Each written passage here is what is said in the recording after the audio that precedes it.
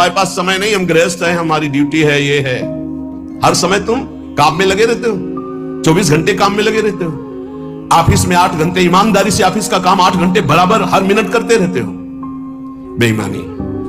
आप अंदर से देखो कितने मिनट खाली होकर प्रपंच में व्यतीत करते हो। जो प्रपंच में व्यतीत करते हो उसी में नाम जप लो।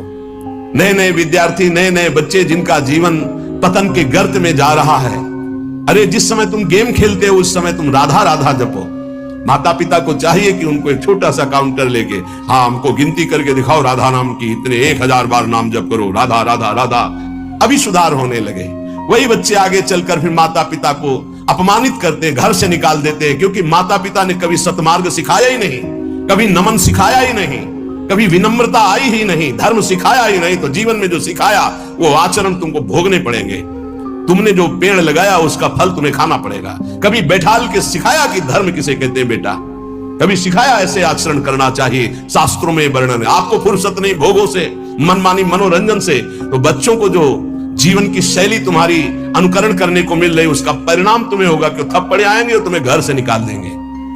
धर्म मर्यादा की शिक्षा बच्चों को दो, ब्रह्मचर्य की शिक्षा बच्चों को दो, नाम जप करने की शिक्षा दो, बड़े बूढ़ों के चरणों में माथा रखने की शिक्षा दो। छोटे से जैसा आचरण सिखाओगे वैसा हो जाएगा। माता पिता बाल कहीं बुलावे, उदर भरे सोई जतन सिखावे। कैसे पेट भरना सीख लो, इंद्रियों के भोगों को भोगना सीख लो, बस फिर परिणाम क्या होगा? ना विनम्रता होगी, ना शील होगा, ना सहन शक्ति होगी, ना उनके अंदर ज्ञान होगा। जो व्यर्थ का समय आप जीवन में व्यतीत करते हैं भाई, वो केवल भेंट दे दो नाम के लिए और तुम खूब कार्य करो। ऐसे कोई कार्य नहीं जिसमें भजन न हो। जब युद्ध में भजन हो सकता है तो ऐसा कौन सा कार्य है? हम छूट देते हैं 8 घंटा। अगर ईमानदारी से तुम मेहनत कर रहे हो, तुम्हें समय नहीं है, तो ईमानदारी से देखो 8 घंटा क्या बराबर मेहनत कर रहे हो? कोई भी बराबर नहीं कार्य करता। बेईमानी। बहुत सा समय ऐसा है जो आपका बचता है, उसे मनोरंजन में, व्यर्थ के बकवास में, व्यर्थ के चिंतन में ना खर्चा करके राधा राधा राधा आपका काम हो जाएगा। पुत्र स्नेह भी संसार में कितना विलक्षण प्रेम है, जिस बात को केवल माता ही जानती है या पिता जानते हैं। वास्तविक माता पिता का हृदय ही पुत्र होता है।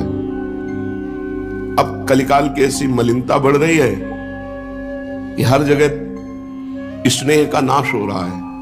पति पत्नी में स्नेह, पिता पुत्र में स्नेह, माता पुत्र में स्नेह, भाई भाई में स्नेह। ये कलिकाल ऐसी मलिनता प्रकट कर रहा है। नहीं, जब लक्ष्मण जी को वीर घातनी शक्ति लगी तो भगवान राम जी रो पड़े कि अगर मैं ऐसा जानता कि भ्रातृ वियोग होगा तो पिता की आज्ञा नहीं मानता। आज भाई छोटी सी वस्तु के लिए अपने भाई की हत्या कर देता है। शास्त्रों में लिखा है कुपुत्रो जायत क्वचिदपि कुमाता न भवति। आज माता अपने पुत्र को मार देती है, पुत्र अपनी मां को मार देता। कैसा कलिकाल का मलिन प्रभाव बढ़ता चला जा रहा है कि परस्पर स्नेह ही नहीं। आज स्नेह की बहुत कमी होती चली जा रही है। कहीं स्नेह देखने को नहीं मिलता, स्वार्थ और कामना।